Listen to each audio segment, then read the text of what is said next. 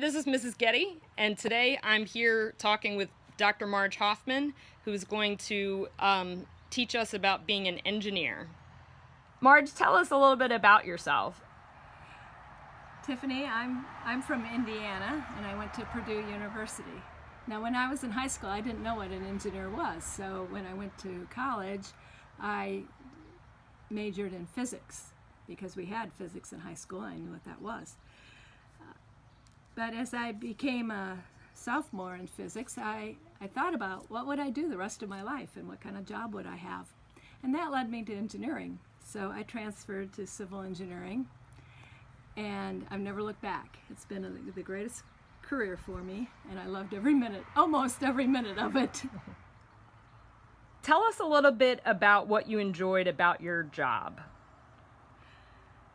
I liked the interesting projects and the great teammates I always had. It seemed, and every job was interesting. I got to work with computers. I got to test material using big machines and collect data. I went on some really great trips to various places around the world, actually, on the P3 program, which we're going to talk about in a minute. Just overall enjoyed it. I like to solve puzzles. I like challenges, and I like to meet new people. So engineering provided me that. Civil engineering provided me with that opportunity. There was never one day the same. I never exactly knew what would happen each day. There would be new problems or new people to call and talk to. So I enjoyed that. What were some of your responsibilities within your career? Well, starting out, I was actually in a testing lab collecting data and analyzing it, planning experiments and carrying them out. But as I became more seasoned and experienced, I became a team lead of a multidiscipline team of not just people that were doing the same things I was in fatigue, metal fatigue, but also more of the system approach using electrical, mechanical, human factors, disciplines, everything that goes into making a product, in this case that the Navy could use. What are some of the skills that students might need to become an engineer? Well, they need to be strong in math. Take every math course you can, physics and chemistry, material science. Be familiar with computers. I know all you children are, so I don't need to tell you that.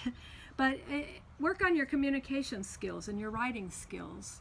Become a good public speaker. These are all valuable things that help you get ahead in engineering. Tell us what your job was like. Well, I'd arrive in the morning and get caught up on the night email that came in from other parts of the world with different time zones. And then I'd probably have a team meeting in the morning, and maybe a meeting with a contract specialist later, and then seemed like there were always meetings with lawyers over patent rights and property rights of engineering drawings, whether it belonged to the company or the government. I worked for the government, by the way. I worked for the Navy. I would meet with the engineers who were laying out the requirements for the product, and the testers who would be testing the products.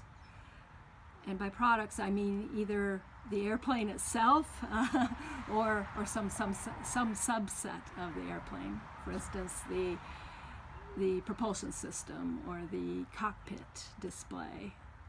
How long did it take you to be qualified for the position that you recently retired from? Well, let me start at the beginning. I have a bachelor's degree. It was 4.5 years, maybe 5 years, depending where you go, although they are trying to shorten that time now. Master's is another 1.5 years, so say 6 years total, then you can get a pretty good job with a good starting salary of maybe 60,000 with a bachelor's degree, maybe 45,000.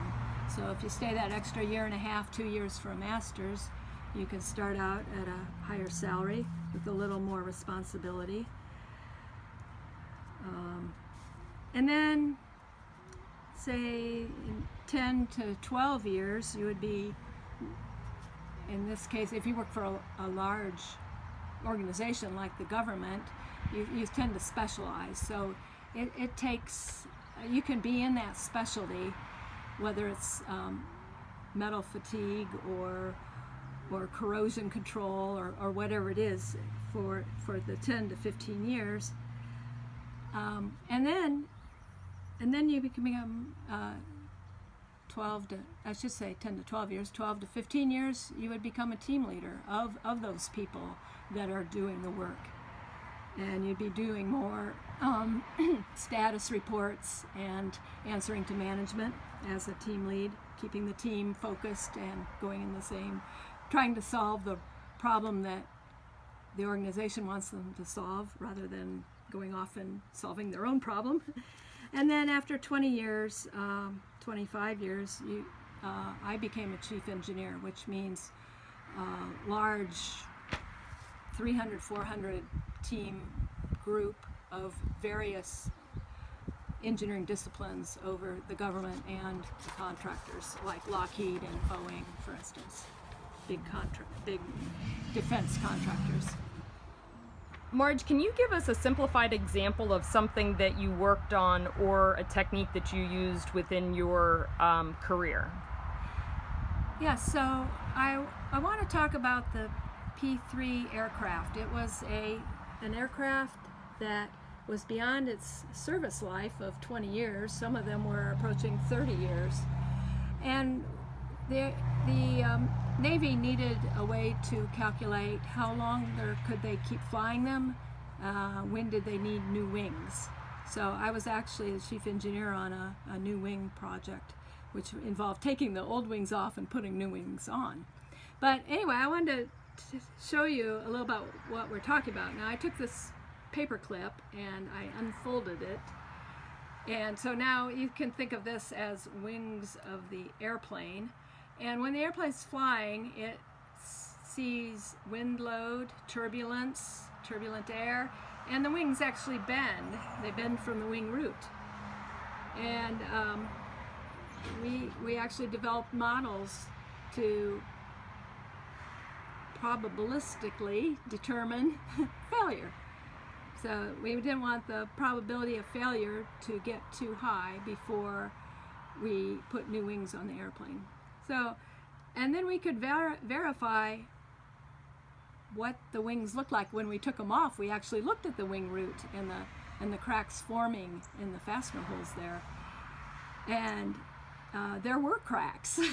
So it was good that we decided to re-wing these airplanes. Students who might be interested in becoming an engineer might need to work on some specific skills outside of school or some extracurricular activities. What might some of these things be?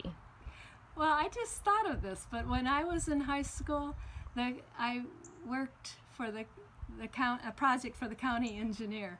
I went out at a busy intersection and clicked how many cars went by.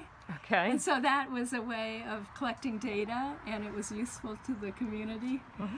And it told me a little bit about what a county engineer does, and which they do a lot, by the way. You see the little cameras on the stoplight, on the red lights. They're monitoring traffic, even in our little town. But if there's anything that interests you, don't go out and find something that doesn't interest you. Follow your passion. Do something that interests you and volunteer, and then become a community organizer of that volunteer activity. So it doesn't necessarily have to be a physics assignment. It could be working on communication skills or developing team skills and things like that. Yes, absolutely. Teamwork is going to be so important going forward. in your career, well, regardless of engineering or not, but especially engineering, because no one person can know all the issues and the technology that go into making a large product like an airplane. You need lots of different kinds of people to be on the team to get the best product. If you could give some advice to an engineer who's just starting out on this career path, what would you tell them?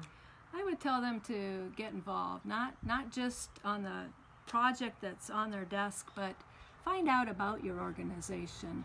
Find out how they keep track of their expenses and their schedule. Join groups like Society of Women Engineers, Society of Young Engineers, Toastmasters. Meet people outside of your immediate group. Any activity that helps you meet people and meet the people that have the jobs that maybe you aspire to. Talk to them in the elevator. Don't be shy. Thanks so much for stopping by to teach us about engineering. If someone's interested in contacting you, how could they get a hold of you? They can email me at marjorie.hoffman1@gmail.com. The address is on your screen. And don't be shy. Go ahead and send me an email if you have any questions. I will be happy to answer them. Thanks so much, Marge. You're welcome. Thank you.